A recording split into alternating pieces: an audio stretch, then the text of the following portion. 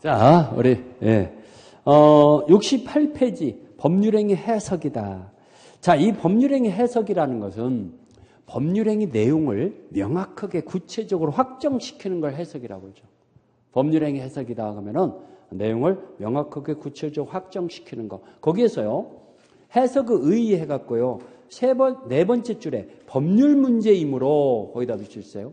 법률 문제이므로 상고심의 대상이 된다는 게 다수의 입장이 다 써있죠. 해석을 잘못하면은 대법원에 상고할 수 있어요. 법률 문제이기 때문에 해석은. 그 다음에 그 판례 박스에 거기 표시상의 효과 의사라는 말 끝에 있잖아요. 거기다 색칠해 놓으세요. 표시상의 효과 의사라는 말. 자, 법률행위 해석은 뭘 해석하냐? 외부에 표시된 표시상의 효과 의사를 추단하는 해석이죠. 외부의 표시 행위를 추단하는 해석을 해석이라고 한다. 그러죠. 자, 그거 얘기했고. 자, 법률행위 해석 방법이 있잖아요. 자연적 해석이라는 말이 있죠. 자연적 해석은 그 표자의 시각, 거기 첫 번째 줄 표자의 시각 거기다 색칠하세요. 누구 입장? 표자. 표자가 의사표시를 하는 자잖아요. 표자 입장으로 내리는 해석으로 거기에 표현의 문자적 언어적 의미를 구속하지 아니하고 실제 의사, 내심의 효과 의사를 추구하는 것이다라고 써있죠. 이게 자연적 해석이에요. 겉으로 표시된 것이 문제가 아니란 얘기예요. 그게 뜻하는 바가 뭐냐? 그걸 추구하는 해석을 자연적 해석이라고 그래요. 그래서 잘 밑에 두 번째 줄에 상대방 없는 단독행위 거기다 빛을 치세요. 상대방 없는 단독행위는 잘 밑에 두 번째 줄 자연적 해석의 전형적인 예의다 해갖고 나오죠. 상대방 없는 단독행위는 상대방이 없으니까 행위자 입장으로만 해석해도 된다는 얘기죠. 69페이지 오표시 무효 원칙이란 말이 나오죠. 그게 바로 세 번째 줄에 거짓 표시는 아무런 효력이 없다. 이게 바로 자연적 해석이죠.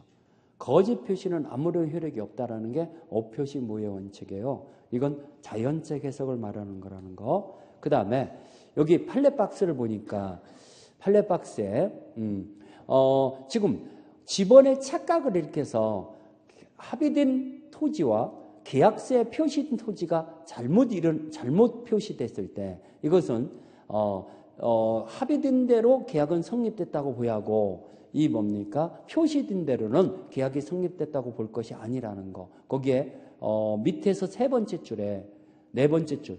그 매매 계약은 갑토지에 관해서 성립한 것으로 보아야 하고 을토지에 관해는 매매 계약이 체결된 것으로 보아서는 안 될 것이며 라고 나왔죠. 이게 뭔 말이냐면은 자 이거죠. 갑과 을이 X토지에 대해서 매매하기로 합의가 됐어요. 사고 팔기로 합의가 됐어. 합의된 토지는 거기는 갑토지라고 나왔으니까 똑같이 할까요? A와 B가 갑토지에 대해서 매매계약을 갑본지의 토지에 대해서 매매계약을 하기로 합의가 됐는데 지번의 착각을 일으켜서 지번의 착오로 갑토지와는 전혀 별개인 을토지로 매매계약이 표시가 됐어요. 그러면 당사자 간에 합의된 것은 팔고자 사고자 하는 합의된 것은 갑토지니까 갑토지로서 표시는 을번지의 토지라고 표시했더라도 갑번지의 토지로서 매매계약이 성립됐다라고 해석해야 한다 이겁니다. 이렇게 해석해야 한다 이겁니다. 이걸 자연적 해석이라고 그래요. 이걸 무슨 해석? 자연적 해석. 그러면 을번지라고 표시한 것은 이거 잘못된 표시죠. 오표시. 오표시로서는 효력이 없다. 해석될 필요가 없다 이겁니다. 그러면 을번지의 토지는 매매가 성립됐다 불성립이다. 매매가 체결이 안 됐다 이겁니다. 불성립이다. 그러면 이 계약서를 가지고 그대로 등기가 됐다고 나오죠. 을번지의 토지가 등기가 넘어갔어요. 이건 을번지는 계약이 체결된 바도 없는데 등기가 넘어갔으니까 원인 없는 등기라고 그래요. 이 등기는 무효죠. 원인 없는 등기로 이 등기는 뭐다? 무효다. 그러면 을번지의 토지를 C한테 팔아먹었어. 그래서 등기가 넘어갔더라도 C도 취득을 못 하죠. 이렇게 해석하는 걸 뭐라고 한다? 자연적 해석 방법. 그러면 겉으로 표시된 거에 구애받지 않고 그게 뜻하는 의미가 뭔가? 쌍방이 합의가 됐으니까 그 합의된 대로 해석하는 걸 뭐라고 한다? 자연적 해석. 이해 갑니까? 그걸 자연적 해석이라고 합니다. 그래서 거기에 참고 박스의 두 번째 줄에 의사 표시의 불일치인 착오 문제는 발생하지 않는다. 거기서 색칠해야죠. 참고 박스의 두 번째 줄. 이건 착오 문제다. 착오 문제가 아니다. 자연적 해석에서는 착오 문제가 성립되지 않죠. 그러면 선생님 갑번지의 토지로 성립이 됐으니까 갑번지의 토지는 이전 등기 청구권이 생기겠네요. 그렇죠. 이전 등기 청구권이 생기죠. 그렇지만 을번지의 토지는 이건 무효잖아요. 그러면 아직 등기가 되기 전에는 갑번지, 을번지 다 물권 변동은 안 생긴 거죠. 오케이? 이렇게 해석하는 걸 뭐라고 한다? 자연적 해석. 규범적 해석은 거기 첫 번째 줄에 상대방의 시각에서 표시행위에 따라 법률행위 성립을 인정하는 해석을 말한다 써있죠? 상대방의 시각에서 내리는 해석을 뭐라고 한다? 규범적 해석.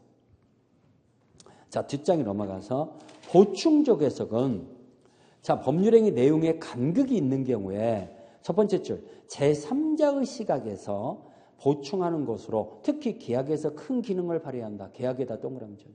특히 어디에서 큰 기능을 발휘한다? 계약에서. 자, 이 정도로만 알아놔도 큰 문제가 없죠. 자, 우리 해석의 기준이다. 71페이지. 당사자가 기도하는 목적. 이게 1차적 해석이죠. 그런데 당사자가 기도하는 의사가 불명확했을 때, 명확하지 않았을 때는 사실인 관습이죠. 거기 사실인 관습에 동그라미 1번의 두 번째 줄. 당사자 의사가 명확하지 아니할 때는 관습에 의한 것으로 규정하고 있다 써있죠. 당사자 의사가 명확하지 아니할 때. 자, 이게 뭔 말입니까? 자, 여러분들 피자 가게에 피자를 한 판 시켰어요. 그러면 콜라가 따라 나와야 안 나와요? 콜라에 대해서는 언급을 안 했어. 피자만 시켰어. 근데 콜라가 따라오는 관행이 있어. 사실적인 관행이 있어. 근데 콜라를 안 주네? 그러면 왜 콜라 배달 안 해줍니까? 당신이 피자 시켰지 콜라 시킨 건 아니지 않냐. 이렇게 주장 못 한다는 얘기예요. 피자 가게에서는 콜라가 따라 나가는 관행이 있다 보니까 콜라에게는 언급을 안 했더라도 당연히 그 피자 시키는 계약의 내용으로 해석될 수 있다 없다. 콜라도 해석될 수 있다. 이걸 사실인 관습이라고 그래요. 그렇지만 자, 이거 보세요. 피자 가게에서는 우리 집에서는 콜라가 안 따라갑니다. 우리 집에서는 그 대신 우리는 뭐 다른 걸 줍니다. 뭐 예를 들어서 콜라 대신에 뭐 주는 거 뭐 있어요? 피클. 그럼 우리 집에서는 피클만 줍니다. 뭐 이런다면은 콜라 안 줬다고 그 항변할 수 있어요, 없어요? 없죠. 그러면 당사자 의사가 명확하면은 사실인 관습의 해석이 될 수 없고 의사가 명확하지 아니할 때 사실인 관습의 해석이 된다는 얘기예요. 그걸 설명하고 있죠. 이해가죠? 뭔 말인가 알겠죠? 그러면 여기서 이제 하나 또 밑줄 치할 것은 니은번의 입증 책임의 제일 밑에 부분에 입증 책임 니은번의 제일 끝에 부분에 법원이 이를 알 수 없는 경우 결국은 당사자가 이를 주장 입증할 필요가 있다란 말이 나오죠. 그걸 비주치하죠. 법원에서 알고 있으면 참작해 주죠. 근데 법원에서 그런 콜라가 따라가는지를 몰랐어. 사실은 관습이 있는지를 몰랐어. 그러면 우리 업계에서는 당연히 콜라가 따라가는 겁니다. 이렇게 주장을 했을 때 참작해 준다는 얘기예요. 알겠습니까? 법원에서 알 수 없었을 때는 당사자가 주장 입증해야 한다, 안 해야 한다? 해야 한다. 밑줄 쳤어요? 그 다음에 이제 사실은 관습이 없을 때 의무규정. 의무규정이 없을 때 신의 성실이다. 조리다, 조리. 그래서 자, 우리 뒤에 있는 문제를 하나 풀어볼까요? 해석 문제가 법률행위 해석 문제. 자, 우리 여기 175페이지 10번 문제. 175페이지 10번 찾았어요? 매도인은 자기의 소유 X 토지에 대하여 매수인과 계약을 체결했는데 X 토지의 지번의 착오를 일으켜서 Y 토지로 매수인 명의로 이전 등기를 해줬다. 자, 틀린 거. 그러면 이거 X 토지로 계약이 성립됐다고 해석해야 해요? Y 토지로 성립됐다고 해석해야 해요? X 토지. Y 토지는 O 표시잖아요. 거지 표시잖아요. 효력이 없죠? X 토지로서 계약이 성립됐다고 해석해야죠. 그러면 1번 맞았네? 2번은 Y 토지로 격리된 등기는 무효죠. 원인 없는 등기니까. 불성립된 Y 토지는 계약이 성립이 안 된 건데 등기가 넘어갔으면 원인 없는 등기로 무효라고 그랬죠? 그러면 2번도 맞고 3번. Y 토지 매수인으로부터 제3자에게 적법하게 양도됐더라도 제3자는 소유권 취득한다고 했어요. 못 한다고 했어요. 여기 제3자는 소유권 취득해요? 못해요? 이 제3자는 못 하죠? 무효죠? 취득할 수 없다. 3번도 맞고 4번. 매도인은 착오 이후로 계약을 취소할 수 있다. 이건 착오 문제다. 착오 문제 아니다. 착오 문제 아니라고 그랬죠. 아까 체크 플러스에서 색칠했잖아. 착오 문제가 아니라고. 그 다음에 매수인은 엑스토지에 대한 이전 등기를 청구할 수 있다. 이 엑스토지의 이전 등기를 청구할 수 있다. 매수인은 엑스토지로 계약이 성립됐으니까. 그렇죠? 그러면 틀린 걸 고르라 했으니까 4번만 틀렸네요. 착오 문제가 아닙니다. 자연적 해석에서는 착오 문제가 아니에요. 그 합의된 대로 해석하는 걸 자연적 해석이라고 그래요. 오케이? 자, 그러다 보니까 우리가 해석에 대해서 공부했고 의사표시장으로 공부합시다. 제3장 의사표시장. 우리 76페이지 비정상적인 의사표시다 해갖고 박스 정리가 됐죠? 자, 비정상적인 의사표시는 크게 두 가지로 나눠지죠. 거기 불일치 밑에다가 흠결 써놓으세요. 불일치라는 박스 밑에다가 뭐라고 써놓으라? 흠결. 그 박스 보고 있어요. 박스. 불일치 밑에다가 의사의 흠결이라고 써놓아요. 흠결.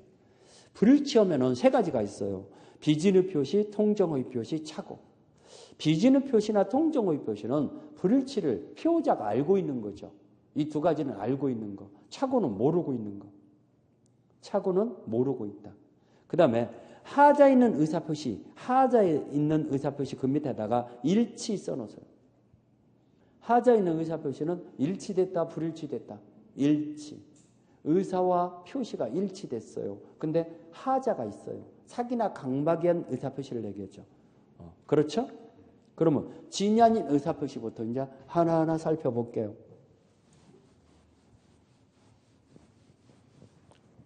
자, 진이 아닌 의사표시다. 107조.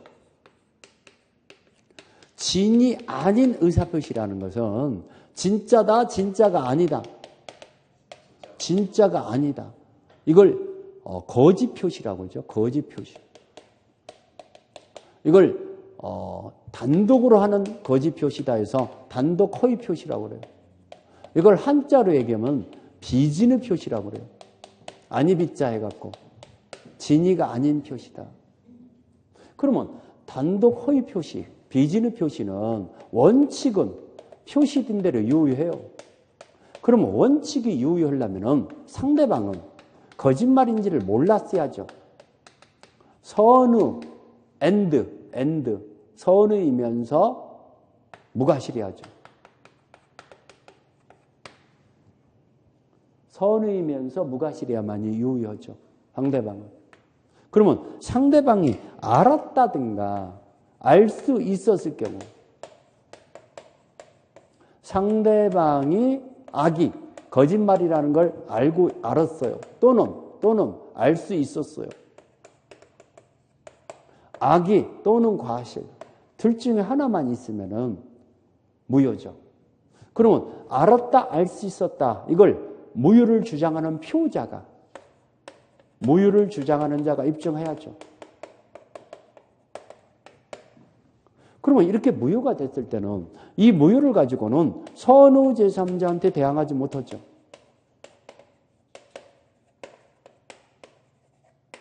선의 제3자한테 무효임을 주장하지 못한다. 이걸 진이 아닌 의사표시라고 해요. 진이 아닌 의사표시. 오케이? 진이 아닌. 자, 우리 그림을 하나 그려드릴까요?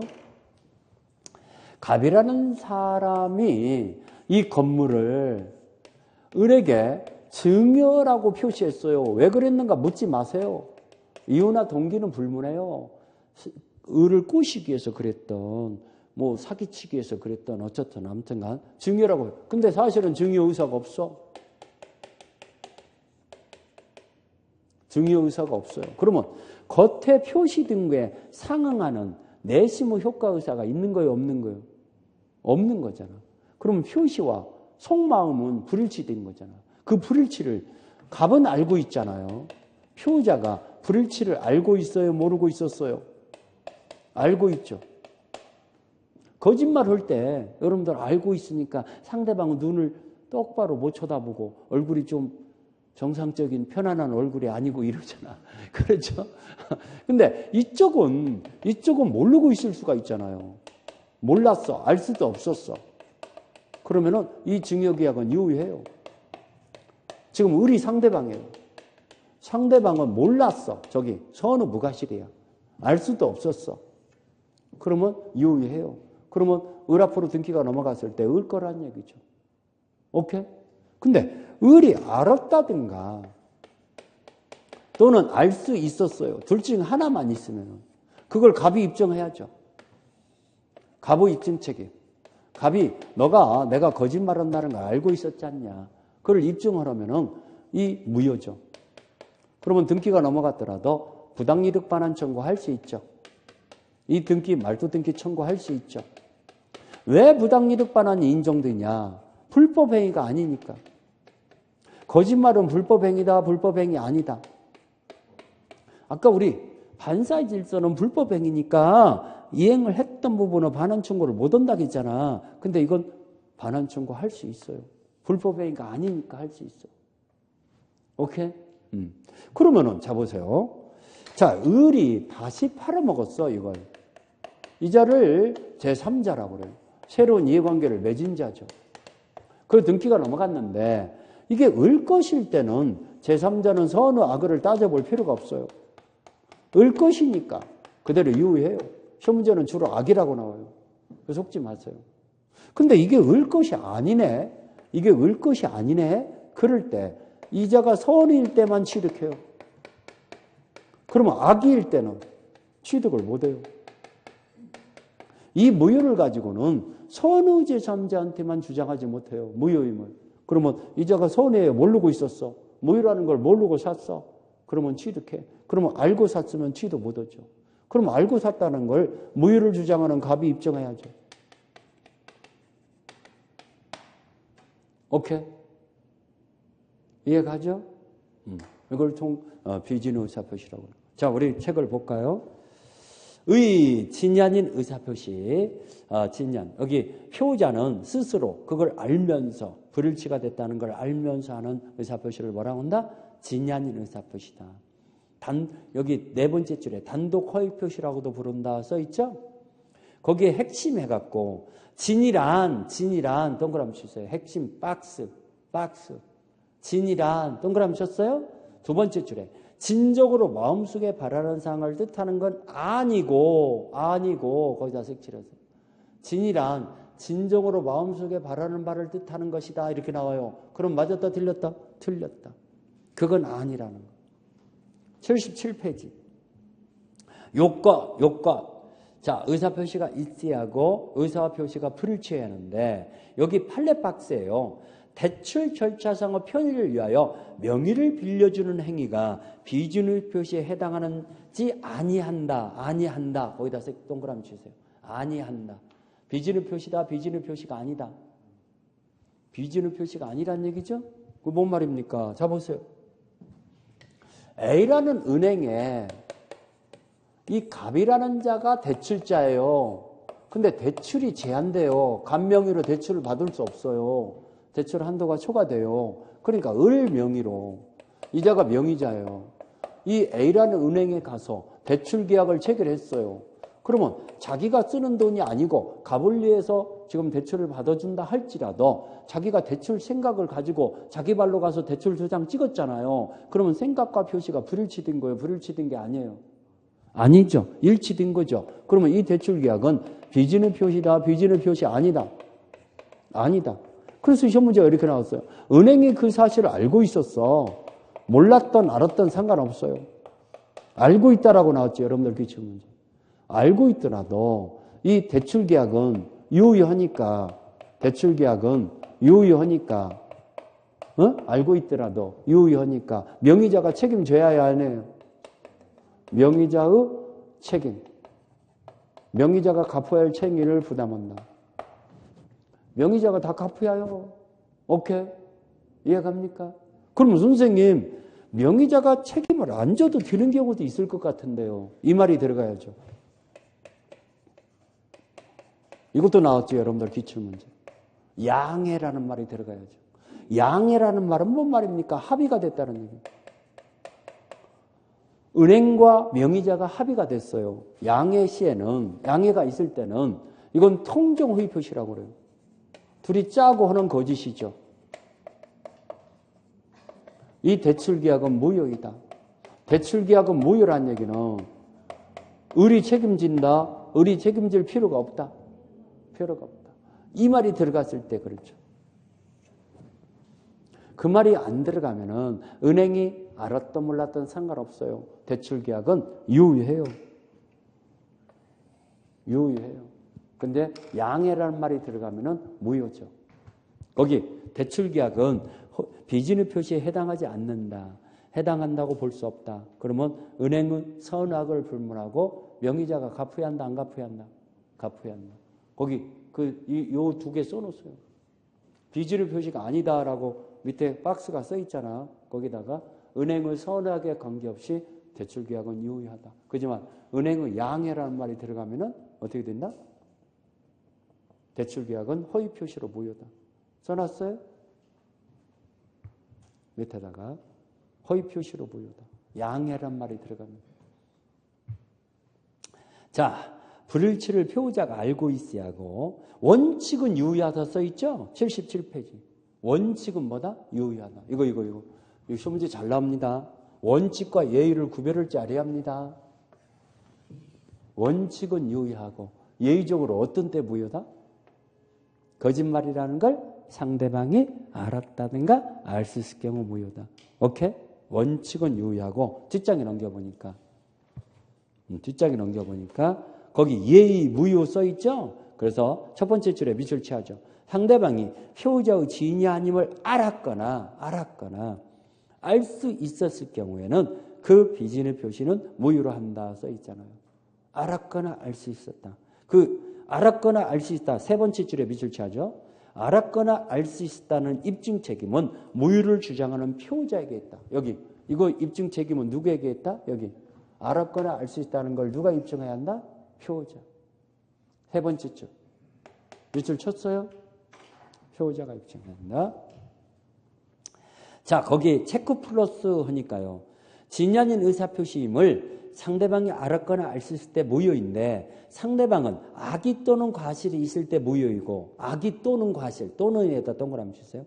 상대방이 선의 그리고 무과실일 때 그리고에다 동그라미 주세요. 체크 플러스 그때는 유효하다. 여기는 선의 앤드 무과실일 때 선의 앤드 무과실일 때 유효하고 악의 또는 과실이 있을 때 무효고 그게 중요한 거예요. 그래서 체크 플러스로 정리하는 거예요. 이렇게 시험 문제 나오거든요. 이렇게 나와요. 잘 들어.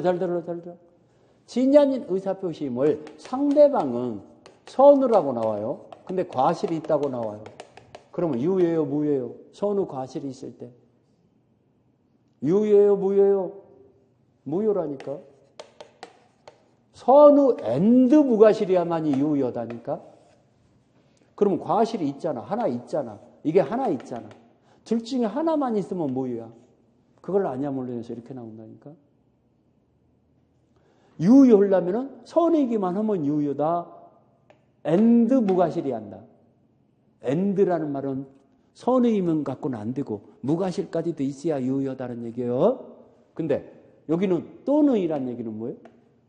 둘 중에 하나만 있으면 무효라는 거. 그게 잘 나오니까 그걸 시험에 말장난하니까 그래서 체크 플러스에 그걸 주의하라고 거기 써놓은 거야. 그러면 여러분들은 그냥 지나가서는 안 되죠.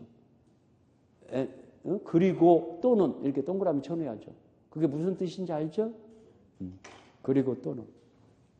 잘 나와. 그거 갖고 맞고 틀리고 해버린다니까 정신 안 차리면.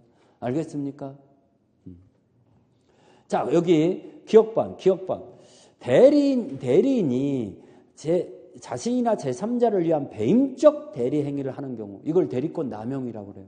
기억번에 남용이라는 사실을 상대방이 알았다든가 알 수 있을 경우에는 107조 1항의 단서 규정을 유출 규정에서 본인에게 효력이 없다. 이것도 빚을 쳐내야죠. 대리권 남용이 되면은 원칙적으로는 대리 행위는 유효해요. 그렇지만 상대방이 대리인이 본인을 배신을 때린다는 걸 알았다든가 알 수 있을 경우는 그 본인에게는 무효라는 거. 107조 1항의 단서 규정을 유추 적용해서 무효라는 거. 자, 79페이지. 제3자의 관계다 해서 이 무효는 선의 제3자에게 대항하지 못한다고 했죠? 그러면 제3자의 선의이면 걸 말하는 거지. 거기 과실 유무는 묻지 않는다. 색칠해야죠. 제3자는 무과실까지 요하는 건 아니라는 거. 그러면 선의 과실이 있더라도 제3자는 보호가 된다는 거. 색칠했어요? 그 다음에 세 번째 줄. 이것도 중요하죠. 제3자는 선으로 추정되므로 밑줄 치세요. 색칠하세요. 제3자는 선으로 추정되므로 제3자가 악이라는 사실은 누가 입증해야 한다? 여기. 제3자가 악이 선으로 추정되니까 악이라는 사실은 무효를 주장하는 자가 입증해야 한다. 피우자. 그렇죠. 무효를 주장하는 자가 입증해야 한다. 적용 범위. 자, 상대방 있는 단독행위에 뿐만 아니라 상대방 없는 단독행위도 적용된다. 상대방 없는 단독행위다. 색칠하세요. 그거 시험 문제 잘 나와요. 상대방 없는 단독행위도 적용된다. 상대방 있는 단독행위는 물론이고. 그렇지만 상대방 없는 단독행위는 상대방이 알았다든가 알 수 있을 경우가 없겠죠. 제일 밑에 언제나 유효하다. 밑줄 쳐내요. 상대방 없는 단독행위는 어떻게 된다? 언제나 유효하다. 상대방이 알았다든가 알 수 있을 경우는 없으니까. 언제나 유효하다. 자, 그 다음에 나머지는 넘어가도 되고. 제일 위에 공법상 행위에다 밑줄 쳐야죠. 공법상 행위는 적용되지 않는다. 색칠하세요. 공법상 행위는 적용된다, 적용되지 않는다? 적용되지 않는다. 자, 그래서 비준의 표시를 얘기했고, 통정의 표시 81페이지.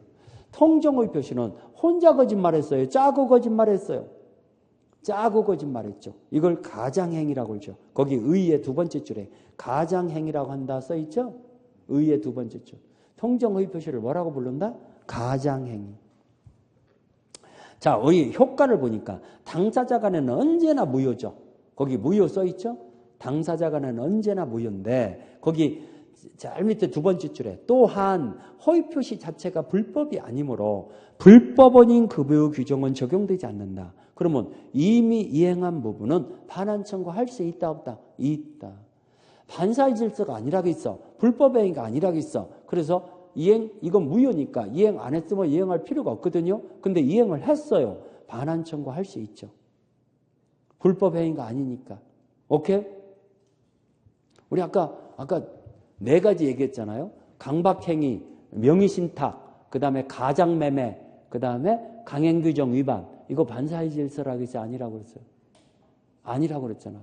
그러니까 이거 가장매매는 당사자 간에 언제나 무효니까 이행을 안 했으면 이행할 필요가 없는데 이행을 했으면은 반환 청구할 수 있다 없다? 있다. 오케이? 여기 82페이지예요. 판례 박스의 제일 위에서 네 번째 줄에 금융기관의 양해하에 채무 부담 없는 자에게 대출 계약을 맺었을 때는 통정의 표시로 무효인 법률행위다. 바로 이거죠. 이거. 지금 여기 은행의 양해하에 대출 의사가 자기가 대출을 받는 거다. 갑을 위해서 대출을 받는 거다. 그러면 양해하에 이렇게 대출 의사가 없는 자와 이렇게 대출 계약을 맺었을 때 통정의 표시로 그 대출 계약은 유효다, 무효다. 여기 이거 여러분들 이것도 나왔고 다 기출 문제 다 나왔어. 거기 확인해 드렸잖아. 양해라는 말 동그라미 쳤어요? 양해라는 말이 뭐다? 합의라는 말. 동그라미 쳤죠? 그걸 얘기하는 거예요. 자, 그 다음에 여기 2번에 채권자 취소권의 대상 여부다 해갖고요. 거기에 사의 행위로서 채권자 취소권의 대상이 될 수 있다라는 말이 나오죠? 2번의 첫 번째 줄. 사의 행위로서 거기다 비추세요. 채권자 취소권의 대상이 될 수 있다. 그 다음에 이 무효는 선의 제3자에게 대항하지 못하는 거죠? 여기 제일 밑에 줄에 선의 제3자에게 대항하지 못한다. 이게 바로 무슨 무효? 상대적 무효라고 그러죠. 83페이지예요. 제일 위에서 네 번째 줄에 따라서 거기 밑줄 치세요. 83페이지 제일 위에 네 번째 줄에 선의 제3자로부터 다시 권리를 취득한 자는 선악을 불문하고 당연히 보호가 된다. 이걸 엄폐무르 법칙이라고 해요. 엄폐무르 법칙. 자, 제3자는 선의기만 하면은 보호가 되는 거지 무과실까지는 요하지 않죠? 선의, 여기 무과실은 불요. 불요라는 말은 필요 없다는 말이에요. 무과실 필요하다, 필요 없다. 그러면 선의기만 하면은 과실이 있더라도 보호가 되죠. 무과실은 필요 없습니다. 자, 제3자의 범위다 해갖고요. 새로운 이해관계를 맺은 자인데 제일 밑에 줄에 전득자도 제3자에 해당한다란 말이 있죠? 거기다 빗을 쳐야죠. 전득자도 제3자에 해당한다. 자, 그 다음에 우리 제3자에 해당 여부다 해갖고요. 여기 제3자에 해당하는 거 그 번호에다 동그라미 치세요. 1번, 2번, 5번, 6번. 1번, 2번, 5번, 6번. 4개 동그라미 쳐줬죠? 그 다음에 제3자에 해당하지 않는 자. 3번, 5번, 7번. 7번. 이건 제3자에 해당된다, 해당되지 않는다. 예. 그 중에서도 시험 문제 잘 나오는 것만 동그라미 쳐준 거예요. 오케이? 그 중에서도. 대항하지 못한다. 무효임을 주장할 수 없다는 얘기인데 두 번째 줄에 밑줄 쳐야죠. 그러나 선의 제3자가 스스로 무효를 주장하는 건 무방하다라는 말 찾았죠? 거기다 밑줄 쳐야죠. 선의 제3자 측에서 무효임을 주장하는 건 무방하다. 자, 여기 계약이나 상대방 있는 단독행위는 적용되죠. 그렇지만 상대방 없는 단독행위는 짤 수가 있어요, 없어요? 상대방이 없으니까 합의할 수가 없죠. 그러면 상대방 없는 단독행위는 적용될 수가 없죠. 계약이나 상대방 있는 단독행위는 적용돼요. 그렇지만 상대방 없는 단독행위는 적용될 수 없다라는 거. 자, 은닉행위와는 구별되죠. 동정의 표시와 은닉행위는 틀리다는 거. 그러면 우리 예를 하나 이제 들어가서 설명에 들어갑니다. 갑이라는 사람, 이 토지를 작년 시험 문제가 이렇게 나왔죠. 증여세를 면탈하기 위해서 증여세가 많이 나오니까 매매로 가장해서 이전 등기를 해줬어요. 그런 경우 있잖아요. 그런 경우 있죠? 이 매매는 가장 매매로서 이 통정의 표시로 무효잖아요. 무효죠? 근데 증여는 은닉행위라고 그래요. 숨어있는 행위라고 그래요. 이건 유효요건이 갖춰졌으면 유효해요. 그러면 매매 계약서로 이전 등기했어요. 이 증여는 유효하니까 실체관계가 맞아요. 이 등기는 유효해요. 실체관계가 맞으니까 을 거예요. 을 거. 갑은 말소 등기 청구 못해요. 이게 유효하니까. 그러면 선생님 이렇게 한다고 해서 아무런 제재를 안 받습니까? 3년 이하의 징역에다가 1억 원 이하 벌금에 쳐요. 제재를 안 받으면 다 이렇게 오게. 뭔 얘기인지 알겠죠? 제재를 받죠. 근데 이 을이 병한테 팔아먹었어. 그러면 선우든 악이든 병은 취득하죠. 왜? 을 거니까. 을 거니까 더 이상 따져볼 필요 없죠. 을 것이 아닐 때 선의 제3자한테는 대항하지 못한다고 했잖아요. 자, 이제 우리 사례 하나 들어드렸어요. 또 하나 들어드릴게요. 자, A라는 금전 채권자가 있어요. 갑한테 돈을 받을 거 있는 채권자가 강제집행을 하려고 그래요. 돈을 안 갚으니까. 그 강제집행을 면탈하기 위해서 친구 을과 짜고 재산을 빼돌리기 위해서 숨겨놓기 위해서 이렇게 가장매매해서 이전 등기 하는 경우 있어요, 없어요? 그러면 둘이 가짜로 매매한 거야. 이 매매는 당사자 간에 언제나 무효죠. 그러면 이 등기도 무효예요. 이거 을 것이 아니에요. 여기는 유효한 것은 그나마 증여라는 은닉행위가 유효요건이 갖춰졌으니까 유효한 거예요. 여기는 아무것도 없잖아. 그냥 빼돌린 거잖아요. 그러면 무효예요. 갑은 언제든지 말소 등기 청구할 수 있어요. 이건 반사의 질서가 아니에요. 부당이득 반환이 인정돼요. 말소 등기 청구할 수 있어요. 근데 이 금전 채권자가요, 강제 집행을 하려고 보니까 이렇게 가장 매매가 이루어졌다는 걸 확인을 했으면은 자기 채권을 침해하는 행위가 아니에요.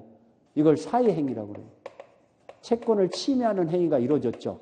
그 사회 행위로서 유일한 재산이라고 볼 수 있는 채무자의 재산을 빼돌리잖아. 그러면 이 을 앞으로 등기가 돼 있는 한 강제집행을 못 하거든요. 채무자 명의로 등기가 돼야 강제집행을 할 수 있거든. 그러면 이 등기를 빠꾸 시켜야겠죠? 취소시켜버릴 수 있어요. 이걸 채권자 취소권이라고.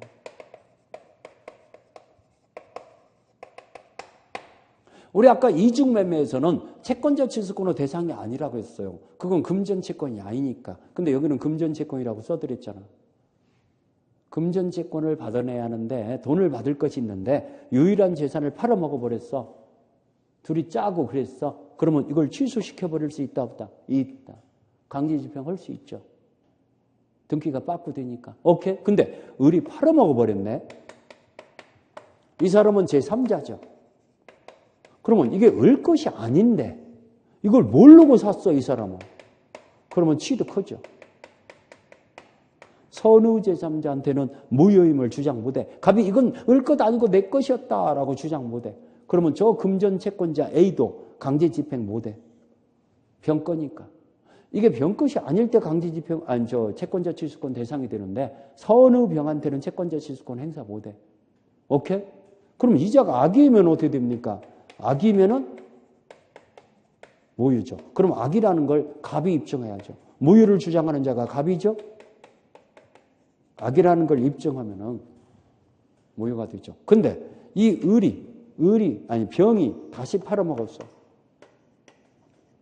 제3자로부터 취득한 자, 이자를 전득자라고 그래요. 다시 취득한 자라고 해서 전득자라고 그래요. 근데 이 제3자, 선의 제3자로부터 샀어요. 이 이자 거잖아. 전득자는 선의 악의를 따져볼 필요 없어. 여러분들 꼭 좀 주의하세요. 그 사람 거면은 그 다음 타자는 따져보지 마시라는 거. 이 사람 거니까 선의든 악의든 불문해. 아까 여기도 있잖아. 이 사람은 거야. 선의 무과실일 때는 을 거야. 그 다음은 따져보지 마자고 했잖아. 오케이? 그러니까 선의 병거니까 전득자는 악이라 하더라도 취득해. 근데 이게 병것이 아니잖아 지금. 여기는 무효잖아. 근데 전득자는 선의야. 그러면 취득해. 그러면 전득자가 악이면 취득 못합니까? 예. 여기서는 취득 못하죠. 여기는 악이라도 취득하지만 병거니까. 이게 시험 문제 나옵니다. 이게. 선의 제3자로부터 다시 취득한 자가 어떻게 되냐. 그걸 물어보는. 오케이? 해볼만 해요. 힘들어요. 해볼만 하죠? 그것만 암기하고 있으면 돼요. 자, 우리 문제 하나 풀어볼까요? 뒤에 있는 문제 하나 풀어볼까요? 여기 13번 문제 볼까요? 177페이지 13번. 177페이지. 찾았어요? 갑은 강제집행을 면하기 위하여 을과 통마하여 그 부동산을 매매 형식으로 을에게 소유권 이전 등기를 마쳤고 을은 그 사정을 모르는 병에게 저당권을 설정해 주면서 금원을 차용했어요. 그럼 모르고 있는 병은 선의잖아요. 그 저당권은 유효하죠. 을 것이 아닌데도 모르고 저당권을 설정받았으니까. 그렇죠? 틀린 것은 각과 을의 매매 경우는 언제나 무효죠. 가정매매 언제나 무효죠? 1번 맞고. 갑은 을에게 진정 명의 회복을 원인한 소유권 이전 등기를 청구할 수 있다. 그렇죠. 저기 부당이득 반환 청구할 수 있죠. 을에게 넘어갔던 등기, 말소 등기 청구할 수 있죠. 2번도 맞고. 3번. 병의 과실로 가장매매 사실을 모르는 경우에도 병의 저당권은 보호가 된다. 선의 제3자이면은 충분하지. 무과실까지는 필요 없다겠어. 제3자는 그러면 선의 과실이 있더라도 제3자는 보호가 되죠. 그러면 3번도 맞았죠? 4번. 병의 저당권 실행으로 갑에게 손해를 발생했을 때 갑은 을한테 손해배상을 청구할 수 있죠? 5번. 병의 저당권 실행으로 제3자가 부동산을 매수했을 때 이 갑은 을에게 부당이득 반환 청구할 수 있죠. 없다라고 나왔으니까 5번이 틀렸네요. 부당이득 반환 청구할 수 있다. 갑은 을한테 여기 부당이득 반환 청구가 인정된다고 그랬죠? 병이 저당권이 실행이 돼서 제3자한테 날아갔어요. 그러면 건물이 날아갔으니까 을한테 부당이득 반환 청구할 수 있다 없다? 있다. 손해배상 내지는 부당이득 반환 청구할 수 있죠. 쉽죠? 해볼만 하죠? 자, 우리 조금 쉬었다가 착오와 사기 강박을 또 정리해 봅시다.